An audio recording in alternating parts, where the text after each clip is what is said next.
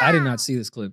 Oh well, is it a full breakdown like of his entire time there, or you can see dates. Just a few to give like dates. What the retainer was. You can see dates of each deposit twice a month. It was like a bi-weekly pay thing, and it was like maybe $2,200. I say average every 2 weeks. Okay. He was making. He said on a great month he would make $6,000. That was a great month. Okay. But it was an average about $2,200 a week every 2 weeks bi-weekly. He was on payroll. Coming in from No Jumper. And that just took me back to something. Because first of all, that was crazy to see that the biggest personality at the time on No Jumper outside of Adam, who I thought was AD, was making a little over $4,000 a month average. I mean, I think even Adam would admit that AD was certainly carrying the network at a certain time. 100%. Keeping a lot of stuff afloat. I think he would even... Let's just call it what it is. AD was definitely carrying the network. He was definitely the reason why a lot of guys were going over there to the network, sitting down, doing interviews. He was a big part of the reason why I agreed to do the interview with Adam. Mm-hmm. I was only going to do it if AD was there. And that just came from me just seeing AD around LA, in the clubs a couple of times. And I just respected his energy and everything. I seen him online. Anytime my name was brought up and things he had to say, it was always positive. It wasn't nothing negative. So I agreed to do it. And I asked him when we were there, I said, do you feel like Adam is a culture vulture? I remember. And AD said no, he didn't feel like Adam was a culture vulture. So now fast forward to him posting these bank statements online. And again, him being, at the time he was there, probably the biggest personality outside of Adam. I just don't understand how AD could look me in my eyes and say that he didn't think that Adam was a culture vulture, knowing that he was only being paid a little over $4,000 a month on a network that he was a big part of, a big personality. Part of the reason why a lot of these guests were coming there and sitting down with Adam was because of AD. I just was like confused. Like, so can two things be true where he's not a culture vulture? Maybe he's just cheap? There's no. There's no way. You don't have a guy on your network that's doing what AD is doing, that's bringing what AD is bringing to the network, and you turn around and it's safe to say that Adam could afford more than $2,000 bi-weekly. Agreed. For somebody like I guess AD. I'm just asking what about that would be the definition of culture vulture? Because I think there's a lot of things you're paying your talent. You're paying your talent on your network $2,000 $2,100 bi-weekly on average. Like you're building your network off of this personality, off of this guy, and bi-weekly you're paying him $2,100.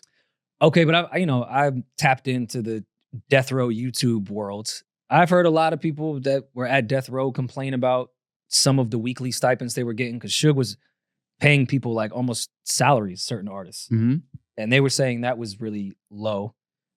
Does that make Suge a culture vulture or just someone that's a cheap fuck that should be paying people more and should be paying their value? Well, what is No Jumper? And I'm not comparing Adam and Suge. I'm just trying to give another example. No, well, the thing is, No Jumper, the platform right now is heavily built off of, and they talk about a lot of the culture, what goes on in our culture, what goes on. Especially at this time. Before it took a porn left, yeah. When AD was carrying a lot of stuff, yes, it very much was a hip-hop. So when I say culture vulture, like you're clearly eating off of the culture. The culture is feeding you. The culture is affording you a lifestyle. Fair. You're able to take care of your family and, take care of your home and things like that based off of you reporting on the culture, entrenching yourself in the culture, sitting down with people from the culture. And like I said, AD was a guy over there who was of the culture, from the culture, especially in California.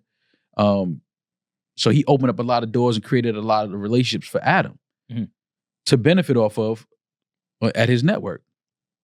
And you're only giving this guy $2,100 bi-weekly?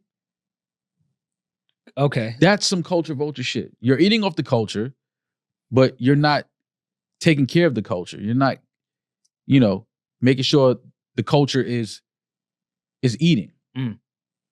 And I'll play the white advocate here, the white devil advocate.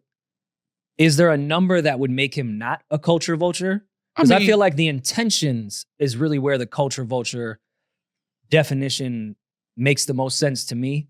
If Adam was paying AD a certain amount of money for being tapped into the culture and affording him relationships he would never have without someone like an AD who is from the culture and lives the culture.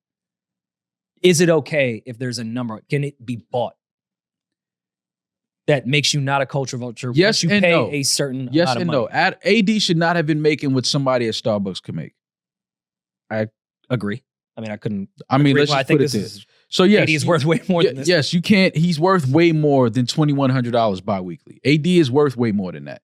And so that's why when I'm sitting there and I'm asking you, do you think Adam is a culture vulture? What I'm really asking you is, do you feel like this man is taking care of you the way that you are taking care of him? Is this man looking out for you the way that you are looking out for him? Does this man care about you? Does he respect you? Does he, respect your family and the fact that you have to take care of your family the way he has to take care of his family? Mm-hmm. That's what that really means. So when you say, no, it's just like, that's part of the reason why I don't like to sit down with a lot of people and do interviews, because I feel like you're not going to keep it as real as I'm going to keep it with you. So there's no reason for me to sit here. And then I'm just going to look like the guy that's just always repeating himself and bitter and whatever the fuck people want to say. It's like, no, if we're going to sit down and talk and kick it, let's kick it real. Like, it's okay for you to be like, I don't feel like Adam is taking care of me as much as he should be. So why not say that? Mm.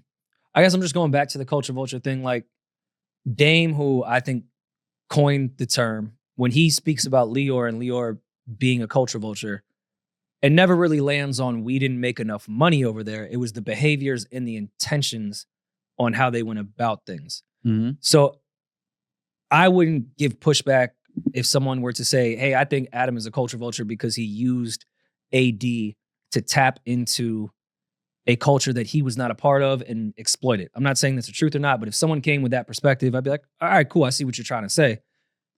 Does it become worse if... Is that a safe assumption though? Yeah, I don't think that's... Can you not see I don't think that's a crazy being assumption. there, AD being there and the relationships that he helped create with Adam? Oh, I agree with that fully. But to then put a price tag on it, I think makes it even worse. Like, all right, the culture is just worth this amount of money and you're not a culture vulture if I pay AD 10 grand a month as opposed to 4,000 a month. No, because my intention is still to exploit the culture. 100%. 100%. I'm just now paying for more of it. 100%. I understand what you're saying, but like the culture can't be bought is what you're saying. Yeah. I understand that. But what I'm saying is you can at least take care of the person that is helping you navigate through the culture.